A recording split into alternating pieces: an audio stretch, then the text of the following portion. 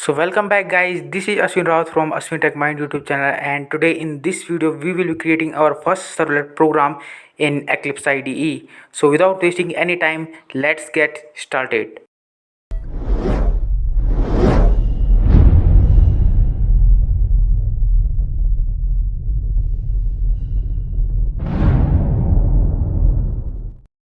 सबसे पहले हम एक काम करेंगे, यहाँ पर अपना सर्वर ऐड करेंगे। तो सर्वर को कैसे ऐड करेंगे वो उसको आपको मैं दिखाता हूँ। तो यहाँ पर विंडोज़ पे आपको जाना है, उसके बाद आपको शो व्यू पे जा करके सर्वर्स पे आपको यहाँ पे क्लिक कर लेना है। और फिलहाल आपको यहाँ पे एक सर्वर दिखेगा टॉम कैट वर्जन 7। तो इस पर राइट क्लिक कीजिए और इसको स्टार्ट कर लीजिए। और जब आप इसको स्टार्ट करेंगे तो यहाँ पर एक ये स्टार्ट हो जाएगा। तो ये मुझे बता रहा है स्टार्टिंग और सिंक्रोनाइज्ड। ओके, आप चाहें तो इसको राइट क्लिक करके इसको स्टॉप भी कर सकते हैं जब आपको इसकी ज़रूरत नहीं होगी। फिलहाल मैंने यहाँ पे इसको स्टार्ट कर लिया है और ये स्टार्ट हो चुका है। ठीक है, तो अब बारी आती है, हमने अपना सर्वर तो स्टार्ट कर ही लिया है, अब हम बनाएंगे अपना नया प्रोजेक्ट। तो प्रोजेक्ट कैसे बनाएंगे? तो यहाँ पर जो आपको ये एम्प्टी वाइट स्पेस दिख रहा है, यहाँ पे आपको कहीं पे भी राइट क्लिक कर लेना है। फिर आपको न्यू बटन पे जाना है और यहाँ पे आपको डायनामिक वेब प्रोजेक्ट को यहाँ पे सिलेक्ट कर लेना है। डायनामिक वेब प्रोजेक्ट पे मैंने यहाँ पे क्लिक कर लिया है और यहाँ पर मैं अपने प्रोजेक्ट का नाम दूंगा। तो यहाँ पर जो मेरा प्रोजेक्ट का नाम है वो अपने मर्जी से मैं कुछ भी दे सकता हूँ। तो यहाँ पर मैं दूंगा सेकंड सर्वलेट प्रोजेक्ट, या फिर सेकंड सर्वलेट ही ठीक रहेगा, छोटा सा नाम। यहाँ पे इसको आप बाकी आपको कुछ छेड़ने की ज़रूरत नहीं है। कुछ चीज़ें मैं आपको बता दूंगा। यहाँ पर जो ये टारगेट रन टाइम है, ये है अपाचे टॉमकैट वर्जन 7.0, क्योंकि हम जो सर्वर यूज़ कर रहे हैं वो है अपाचे टॉमकैट वर्जन 7.0। बाकी इन सब चीज़ों को आपको जानने की ज़रूरत है नहीं एक सर्वलेट के प्रोजेक्ट को बनाने के लिए। यहाँ पे आपको नेक्स्ट बटन पे क्लिक कर लेना है, फिर आपको नेक्स्ट बटन पे क्लिक कर लेना है।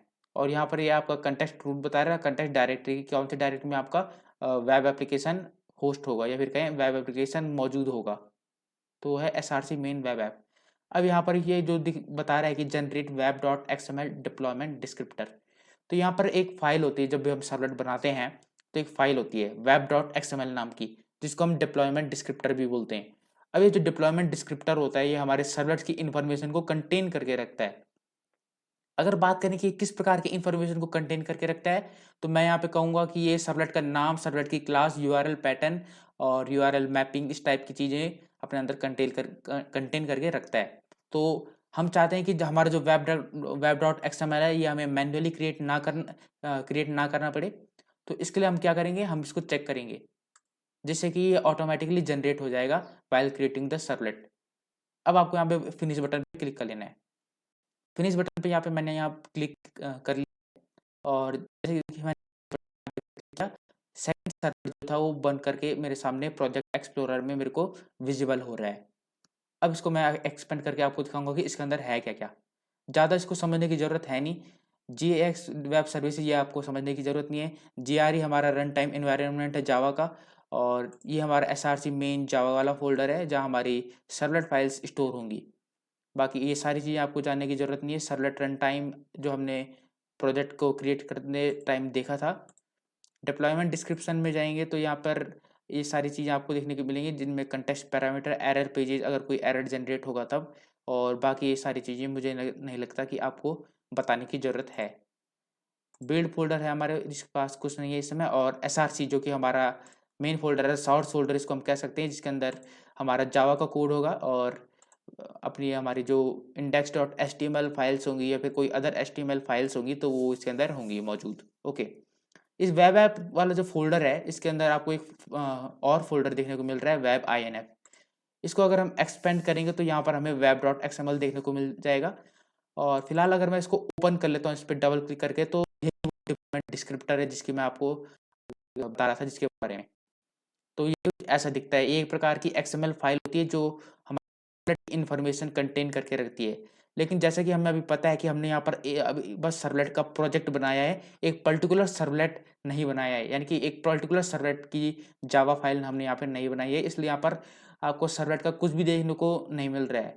ओके, तो सबसे पहले एक काम करते हैं, सब कुछ कर लेते हैं यहाँ से इस प्रोजेक्ट स्ट्रक्चर को, और यहाँ पर मैं वेब डॉट XML को भी ऐसे ही रहने देते हैं। आपको सबसे पहले यहाँ पे एक index.html को क्रिएट करना पड़ेगा, क्योंकि जब आप एक वेब एप्लीकेशन को डिज़ाइन कर रहे हैं तो एक होम पेज काफ़ी हद तक मैटर रखता है कि जो सबसे पहले कौन सा पेज उसको विजिबल होगा। So we are going to create index dot H T M L here. For that purpose you need to go to your second server and right click on new button and now go to HTML file. Now name file as index.html. Now click on next, click on the HTML5. Now click on finish and boom, now index.html is created successfully. Now we need to write something code here.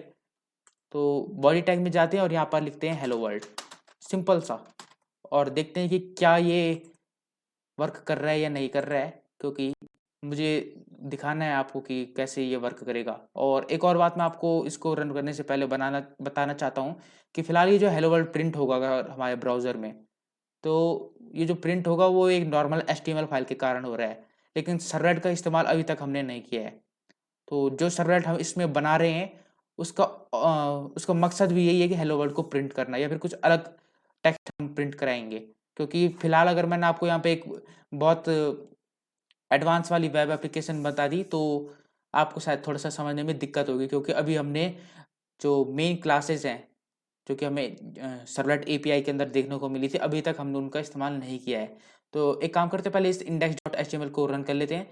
Right click कीजिए, run as and click on run on server. Run on server पे आपको click कर लेना है और यहाँ पे next पे क्लिक कीजिए और यहाँ पर फिनिश पे आपको क्लिक कर लेना है। तो जैसे ही आप फिनिश पे क्लिक करेंगे तो ये आपका हेलो वर्ल्ड जो है वो प्रिंट होने लगेगा आपके ब्राउज़र में। तो फिलहाल जो मेरा ब्राउज़र है वो अभी मैंने यहाँ पे सिलेक्ट नहीं किया है and I must have to select Google Chrome as my first choice.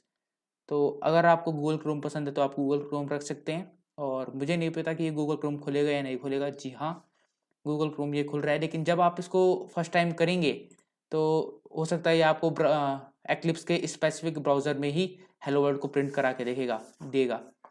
तो यहाँ पर इसको चेंज करने के लिए आपको क्या करना है, विंडोज़ पे जाना है, वेब ब्राउज़र में जाएंगे और आप जिस भी वेब ब्राउज़र में अपनी वेब एप्लीकेशन को डिप्लॉय करना चाहते हैं उसको आप यहाँ से सिलेक्ट कर सकते हैं। तो ये मेरे को 6 वो दे रहा है ऑप्शन। तो पहला है इंटरनल वेब ब्राउज़र, जो कि इनका खुद का ही है। फिर डिफ़ॉल्ट सिस्टम वेब ब्राउज़र, तो ये सिस्टम का जो डिफ़ॉल्ट ब्राउज़र होता है।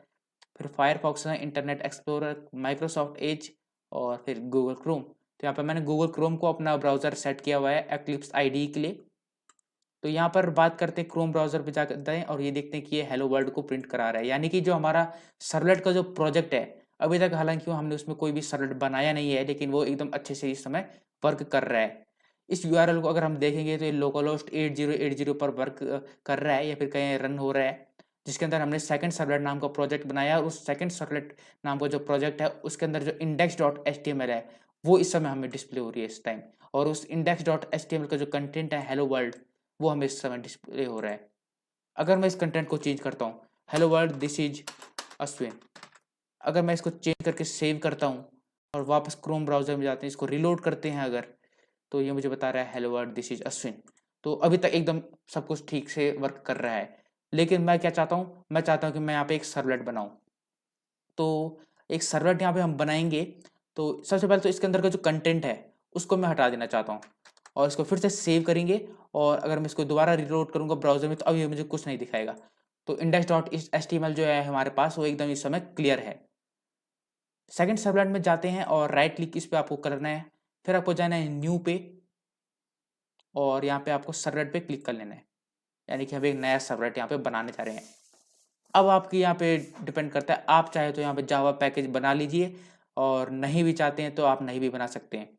जावा पैकेज हमें वैसे तब बनाने चाहिए जब हम सच में एक वेब एप्लीकेशन को डिप्लॉय कर रहे हैं या फिर बना रहे हैं। यहाँ पर आपको यहाँ पे क्लास का नाम देना होगा। तो जो मेरी क्लास का जो नाम है वो होगा सेकंड सर्वलेट, वही नाम दे दें सिंपल सा। जो मेरी क्लास का नाम है वो सेकंड सर्वलेट है और ये एक्सटेंड करेगा एचटीटीपी सर्वलेट को, जो कि हम सर्वलेट एपीआई में देख चुके हैं।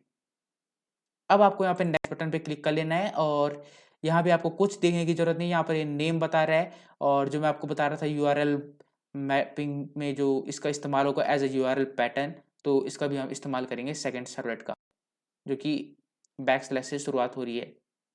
अब आपको यहाँ पे कुछ नहीं करना, नेक्स्ट बटन पे आपको क्लिक कर लेना है और यहाँ पर ये मुझसे पूछ रहा है which method steps would you like to create.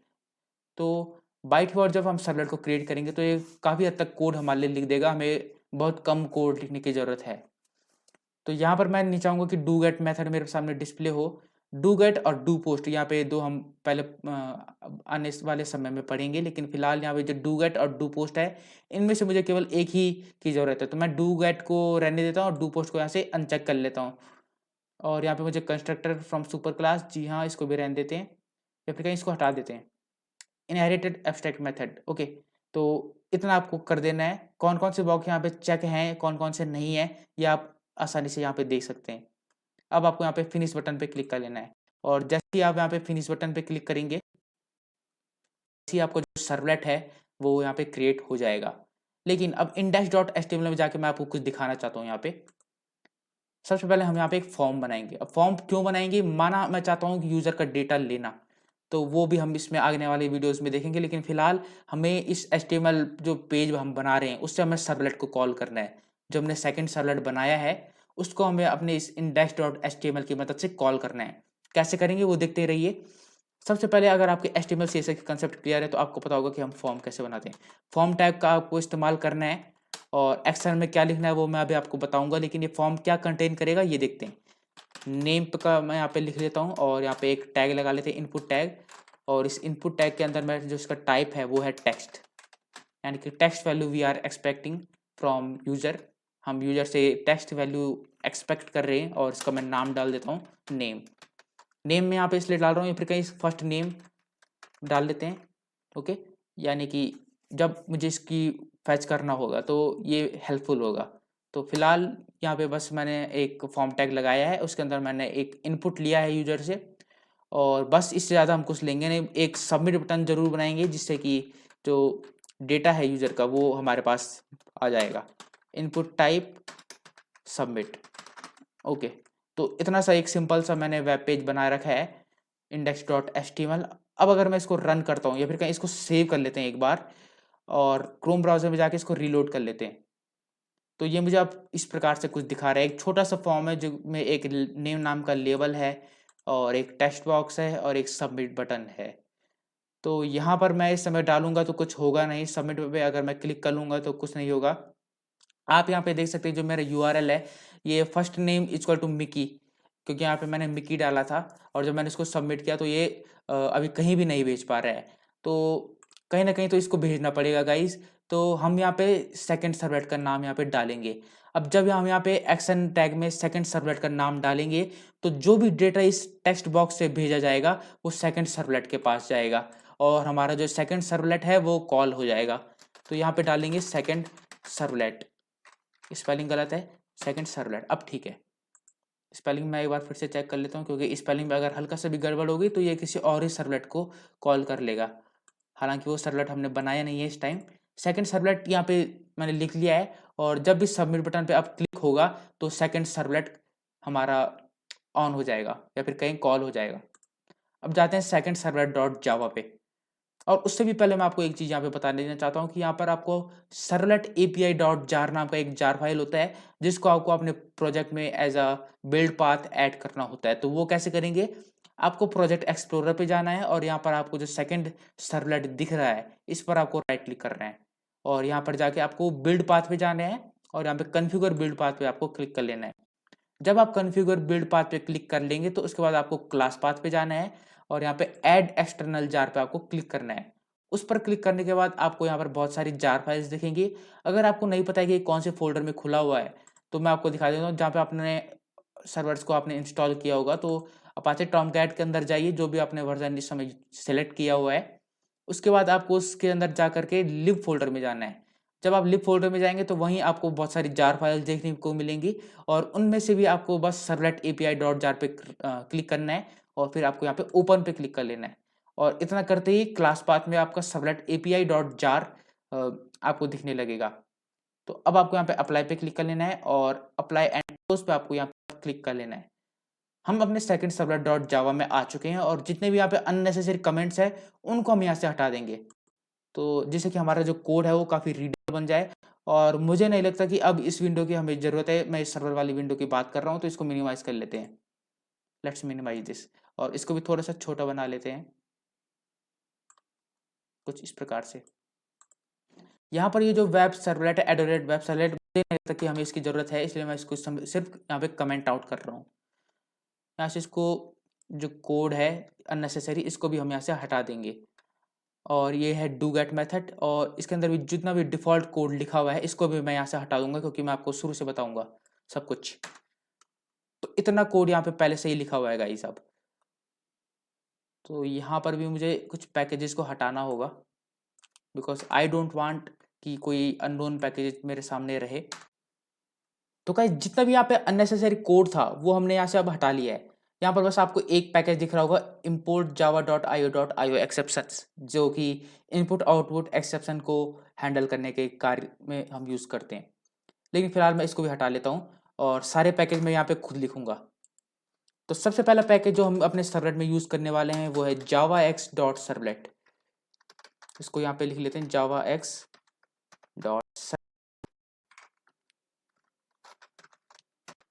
और इस सर्वलेट के अंदर की सारी क्लासों को हम यूज़ करना चाहते हैं, सारे इंटरफेसेस को हम अपने सर्वलेट में यूज़ करना चाहते हैं।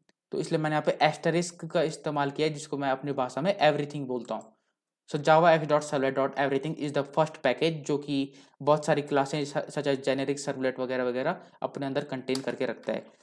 हालांकि इस पैकेज का भी हमें ज़रूरत उतनी है नहीं। एक दूसरा पैकेज मैं यहाँ पे इंपोर्ट करने जा रहा हूँ, जो कि javax.servlet.http डॉट, ये क्या दिक्कत है यहाँ पे, http डॉट, अब कुछ गड़बड़ हो रही है गाइस।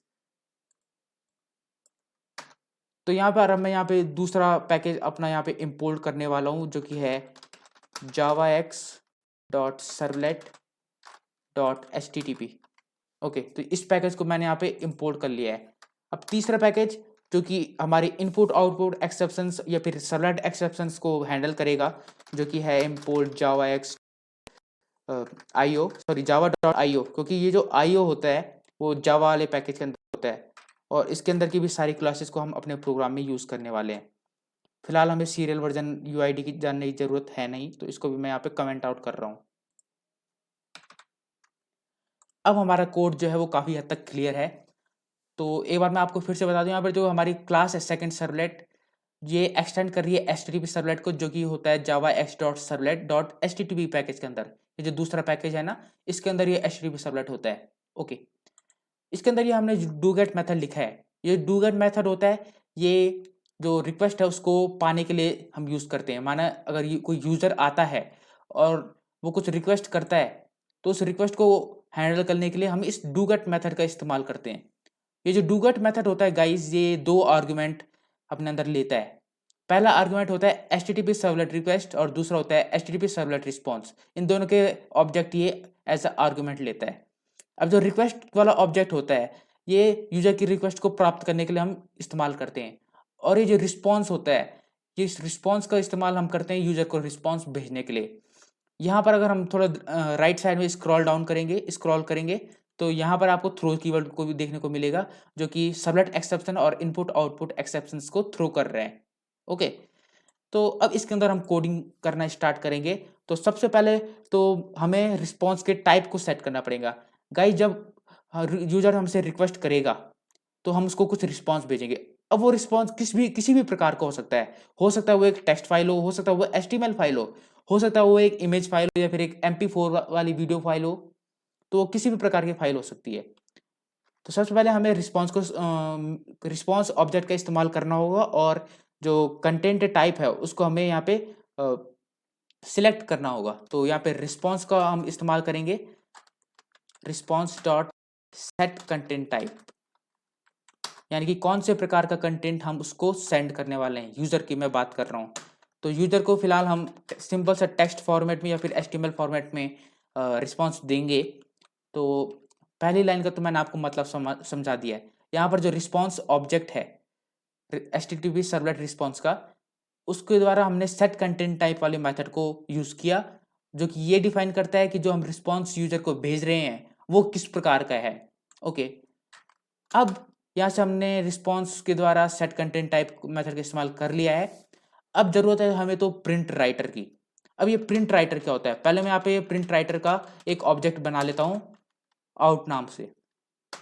ओके, तो यहाँ पे मैंने प्रिंट राइटर का एक ऑब्जेक्ट बना लिया है, स्पेलिंग थोड़ा सा गड़बड़ है, जो कि java.io पैकेज के अंदर मौजूद होता है। तो प्रिंट राइटर का ऑब्जेक्ट बनाने के बाद मैं इसमें राइटर को पाने की कोशिश करूंगा।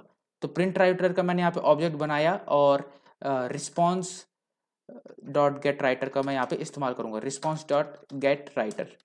अब ये क्या है, इसको थोड़ा सा समझने की जरूरत है हमें। लेट्स सपोज हमसे कोई हमारा नाम पूछ रहा है लिख करके। माना दो दोस्त हैं, रवि और श्याम। तो रवि ने श्याम को पूछा लिख करके कि what is your name. Okay, तो एक चिट्ठी में उसने लिखा व्हाट इज योर नेम। तो अब श्याम को उसको रिस्पॉन्स करना होगा। तो श्याम को उसको रिस्पॉन्स करने के लिए एक पेन की जरूरत होगी जिससे कि वो लिख सके। तो अब उस पेन को पाने के लिए उसे किसी दोस्त को से बोलना पड़ेगा कि मुझे पेन दो या फिर कहीं से उसको पेन का जुगाड़ करना पड़ेगा, तभी वो रिस्पॉन्स लिख करके अपने दोस्त रवि को फॉरवर्ड कर पाएगा। ओके, तो इसी प्रकार से जो प्रिंट राइटर होता है, इस क्लास के ऑब्जेक्ट की मदद से हम राइट करने की एबिलिटी को अपने अंदर पा लेते हैं। आप मेरे कहने का मतलब समझने की कोशिश कीजिए। यहाँ पर जो गेट राइटर है, ये एक ऐसा मेथड है जो कि हमें एबिलिटी प्रोवाइड करेगा कि हम रिस्पॉन्स को सेंड कर पाएँ यूज़र को। तो यहाँ पर मैंने जो प्रिंट राइटर क्लास का एक ऑब्जेक्ट बनाया है आउट नाम का, तो अब उसके पास ये क्षमता आ चुकी है कि वो रिस्पॉन्स को सेंड कर सके। तो अगर आप इस पे देर तक क्लिक करके नहीं भी रखेंगे, अगर आप होवर करते हैं इस पे, तो ये आपको बता देगा prints formatted representation of object to a text output stream. तो अगर हमें आउटपुट में कुछ भेजना है तो हम इस प्रिंट स्ट्रीम के क्लास का इस्तेमाल करते हैं, जो कि प्रिंट राइटर एक क्लास है यहाँ पे। ओके, तो इसके बारे में भी आपको ज़्यादा जानने की जरूरत नहीं है, केवल इतना समझ लीजिए जब हम प्रिंट राइटर का इस्तेमाल कर रहे हैं और प्रिंट राइटर का एक ऑब्जेक्ट बना रहे हैं, तो उस ऑब्जेक्ट के पास वो क्षमता आ जाएगी कि वो रिस्पॉन्स को सेंड कर सके। और वो क्षमता कहाँ से आएगी? वो क्षमता तब आएगी जब हम रिस्पॉन्स के ऑब्जेक्ट से गेट राइटर वाले मेथड को इस्तेमाल कर रहे हैं। ठीक है, तो यहाँ पे हमने 2 लाइनें यहाँ पे लिख ली है। अब बारी आती है यूजर को रिस्पॉन्स भेजने की। तो रिस्पॉन्स कैसे भेजेंगे? हम यहाँ पे इसी ऑब्जेक्ट का इस्तेमाल करेंगे जो हमने बनाया है, जो कि है आउट। इस आउट के पास बहुत सारे मेथड्स होते हैं। ये जो हमने ऑब्जेक्ट बनाया है आउट नाम का, इसके पास बहुत सारे मेथड्स होते हैं और वो मेथड्स की लिस्ट आपको यहाँ पे विजिबल हो रही है। इतने सारे मेथड्स हैं। अब यूजर को रिक्वेस्ट भेजने के लिए हम क्या करेंगे? हम यहाँ पे इस्तेमाल करेंगे प्रिंट एलन वाले मेथड का। और जैसे हम इस प्रिंट एलन वाले मेथड का इस्तेमाल करेंगे, इसके अंदर हम जो भी टेक्स्ट लिखेंगे वो एज अ रिस्पॉन्स जाएगा यूजर को। तो डबल कोट्स यहाँ पे हम लगाएंगे और इसके अंदर हम जो भी लिखेंगे वो जाएगा यूजर के पास, उसके ब्राउजर में उसको विजिबल होगा। तो यहाँ पे लिख लेता हूँ मैं, hello this is our second servlet program. Okay, तो सिंपल सा टेक्स्ट मैंने यहाँ पे लिखा हुआ है, hello this is our second servlet program. तो आई होप यहाँ पे सब कुछ वर्क कर रहा है। अगर कोई गड़बड़ नहीं है तो ये वर्क करना चाहिए। आपको जाना है फाइल पे और सेव ऑल पे आपको क्लिक कर लेना है, जिससे कि आपकी सारी फाइलें जो कि web.xml है, index.html है और सेकंड सर्वलेट डॉट जावा है, ये सेव हो जाएंगी। अब थोड़ा सा web.xml में जाकर के देखते हैं कि क्या इसने ऑटोमेटिकली सर्वलेट को यहाँ पे ऐड किया है या नहीं किया है। तो हम देखते हैं यहाँ पे कि इसने जो सर्वलेट है उसकी इन्फॉर्मेशन को यहाँ पे ऑटोमेटिकली ऐड नहीं किया है। और ये बात मुझे एक्लिप्स में थोड़ी सी बेकार लगती है, बिकॉज जब मैं सर्वलेट में वर्क कर रहा था तो मैं नेटबीन्स का इस्तेमाल करता था और नेटबीन्स में क्या होता था, वो ऑटोमेटिकली ही पूरा जो सर्वलेट का इन्फॉर्मेशन था वो इसके अंदर डाल देता था। हमें मैन्युअली टाइप करने की जरूरत नहीं पड़ती थी। लेकिन कोई बात नहीं, हम एक्लिप्स का इस्तेमाल कर रहे हैं, हम मैन्युअली इसके अंदर कंटेंट को डालेंगे जो सर्वलेट की इन्फॉर्मेशन को प्रोवाइड करेगा। फिलहाल जितना भी मैंने यहाँ पे सिलेक्टेड टेक्स्ट है उनकी जरूरत नहीं है। यहाँ पर जो वेलकम फाइल लिस्ट टैग है, इसके अंदर एक और टैग है वेलकम फाइल, जो कि मुझे बताता है कि जब वेब एप्लीकेशन पहली बार खुलेगा तो कौन सा पेज यूजर को विजिबल होगा। तो जो पेज यूजर को विजिबल होगा वो होगा index.html because it is enclosed inside welcome file tags. अब हमें यहाँ पे सर्वलेट टैग का इस्तेमाल करना होगा। तो यहाँ पे मैं सर्वलेट टैग का इस्तेमाल कर लेता हूँ। अब इस सर्वलेट टैग के अंदर हम सर्वलेट की इन्फॉर्मेशन को प्रोवाइड करेंगे। तो पहली इन्फॉर्मेशन होगी सर्वलेट का नाम। तो सर्वलेट का नाम मैंने यहाँ पे प्रोवाइड करना है, इसलिए मैंने यहाँ पे सर्वलेट नेम वाले टैग का इस्तेमाल किया है। ओके, तो ये सारी इन्फॉर्मेशन हम बाद में प्रोवाइड करेंगे, पहले हम टैग्स का इस्तेमाल यहाँ पे करेंगे। अब यहाँ पे इस सर्वलेट टैग के अंदर हमें सर्वलेट क्लास को भी प्रोवाइड करना है, तो सर्वलेट क्लास को भी हम इसके अंदर प्रोवाइड करेंगे। अब बात आती है सर्वलेट मैपिंग की। तो सर्वलेट मैपिंग टैग का हम इस्तेमाल करेंगे। और ये टैग करता क्या है, इस टैग के अंदर हम 2 टैग का इस्तेमाल करेंगे। पहला होगा सर्वलेट नेम, दूसरा होगा यूआरएल पैटर्न। यहाँ पर जो सर्वलेट नेम है, सर्वलेट नेम वाला टैग है, ये सेम इसी की तरह है। और यहाँ पे जो यूआरएल पैटर्न है, ये वो यूआरएल पैटर्न है जो हमने इस प्रोजेक्ट को क्रिएट करने के दौरान देखा था, जो कि बैकस्लैश से स्टार्ट होता है। तो यहाँ पर अब इंफॉर्मेशन प्रोवाइड करना स्टार्ट कर लेते हैं। यहाँ पे जो सर्वलेट नेम है वो है सेकंड सर्वलेट। तो यहाँ पे मैंने डाली सेकंड सर्वलेट। और यहाँ पे जो हमारी सर्वलेट क्लास है, तो हमारी जो सर्वलेट क्लास है उसका नाम है यहाँ पे सेकंड सर्वलेट।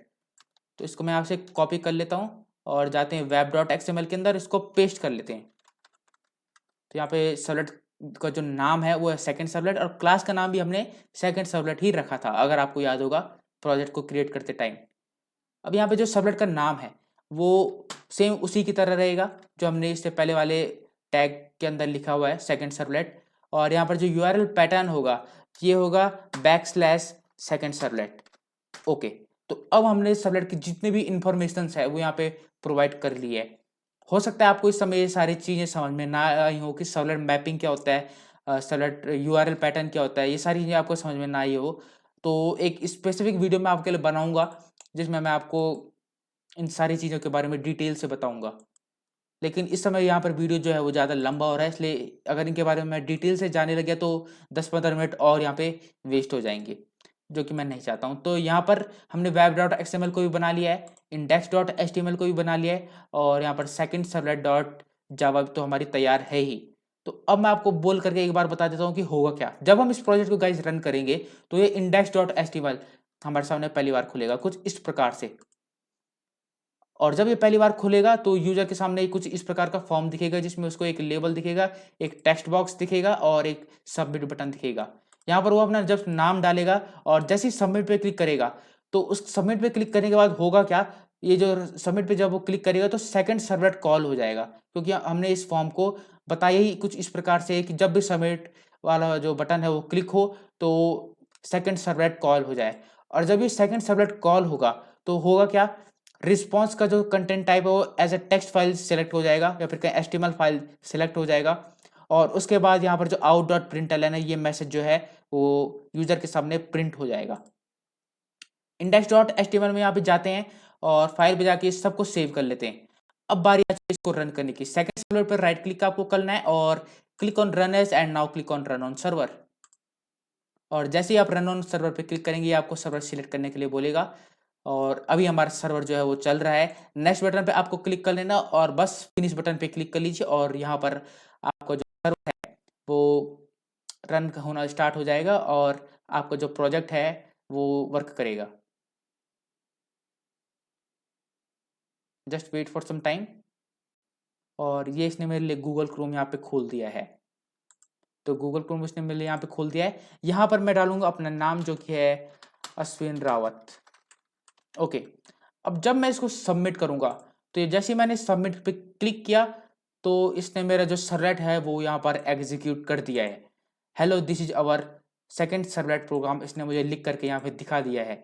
मैं चाहूँ तो एक काम ये भी कर सकते थे हम यहाँ पे कि ये जो टेक्स्ट बॉक्स में जो भी वैल्यू आई है उसको हम गेट करें यानी कि उसको पालें और हम यहाँ पे यूजर को दिखाएं वेलकम अश्विनी रावत, यानी कि जो भी यूजर अपना नाम यहाँ पे एंटर करेगा और सबमिट बटन पे क्लिक करेगा तो माना अगर एक यूजर आता है जिसका नाम है सुरेश, तो अपना नाम डाल के वो यहाँ पे डालता है सुरेश और सबमिट बटन पे जैसे वो क्लिक करेगा उसको दिखने लगेगा वेलकम सुरेश। तो इसका मतलब ये है कि हम अपने सर्वलेट के द्वारा डेटा भेज रहे हैं अपने ब्राउजर पे। ओके, तो फिलहाल तो मैंने बस इतना ही लिखा है कि हेलो दिस इज और सेकंड सर्वलेट प्रोग्राम। इसको हम बोल सकते हैं कि ये जैसे कि हम सी प्रोग्रामिंग जब हम सीखते हैं तो हम पहला प्रोग्राम बनाते हैं हेलो वर्ल्ड का। इसमें हमने पहला प्रोग्राम बनाया कुछ प्रिंट कराने का अपने सर्वलेट की मदद से। तो यहाँ पर ये जो एक सेकंड सर्वलेट हमने यहाँ पे बनाया है, तो ये जो hello this is our second servlet program इस टेक्स्ट को यहाँ पे प्रिंट करा रहा है अपने क्रोम ब्राउजर पर। अब एक चीज मैं आपको यहाँ पे बता देना चाहता हूँ, यहाँ पर तो हमने बस एक ही सर्वलेट को का इस्तेमाल किया है। हम चाहे तो यहाँ पर हजारों सर्वलेट बना सकते हैं अपने प्रोग्राम में। तो अगर आपको दूसरा सर्वलेट बनाना है तो नाम थोड़ा चेंज कर लीजिएगा। इस पर आपको राइट क्लिक करना है, न्यू पे जाइए और दोबारा वही प्रोसेस जो मैंने आपको बताई थी उसी को आपको यहाँ पे अप्लाई करना है। बस एक चीज़ का ध्यान रखिएगा कि web.xml में आपको दोबारा उसकी इंफॉर्मेशन को प्रोवाइड करना पड़ेगा। माना हम यहाँ पे एक और सर्वलेट बना रहे हैं जिसका नाम है थर्ड सर्वलेट, तो सब कुछ ये स्ट्रक्चर आपको यहाँ पे कॉपी करके पेस्ट कर लेना है कुछ इस प्रकार से, और यहाँ पे बस वैल्यूज चेंज हो जाएंगी। यहाँ पे होगा थर्ड सर्वलेट, यहाँ पे भी होगा थर्ड सर्वलेट, यहाँ पे भी होगा थर्ड सर्वलेट, और यहाँ पर भी होगा थर्ड सर्वलेट। ओके, तो ये तो तब के लिए जब आप एक से ज़्यादा सर्वलेट के साथ वर्क करना स्टार्ट कर देंगे। तो आज की वीडियो में हमने देखा है कि सेकंड सर्वलेट आप कैसे बना सकते हैं अपने प्रोग्राम में, और कैसे कोई एक डायनामिक वेब प्रोजेक्ट आप एक्लिप्स में क्रिएट कर सकते हैं। आने वाली वीडियोस में हम देखेंगे कि यूजर ने जो डेटा एंटर किया है, माना ये जो हमने उसके सामने जो फॉर्म खुल रहा था, उसके डेटा को हमने कैसे फैच करना है और कैसे उस डेटा को फैच करके उसको डिस्प्ले कराना है अपने वेब ब्राउजर पे। तो ये सारी बातें हम समझेंगे अपने आने वाली अगली वीडियोस में। तो आई होप आपको ये वीडियो पसंद आई हो, और यदि आपको कोई सवाल है तो आप कमेंट सेक्शन में ज़रूर उसको पूछिए। मैं आपका वादा करता हूँ कि मैं हर एक कमेंट का यहाँ पे रिप्लाई करने की पूरी पूरी कोशिश करूँगा। मिलते हैं गाइज नेक्स्ट वीडियो में, तब तक के लिए goodbye and take care.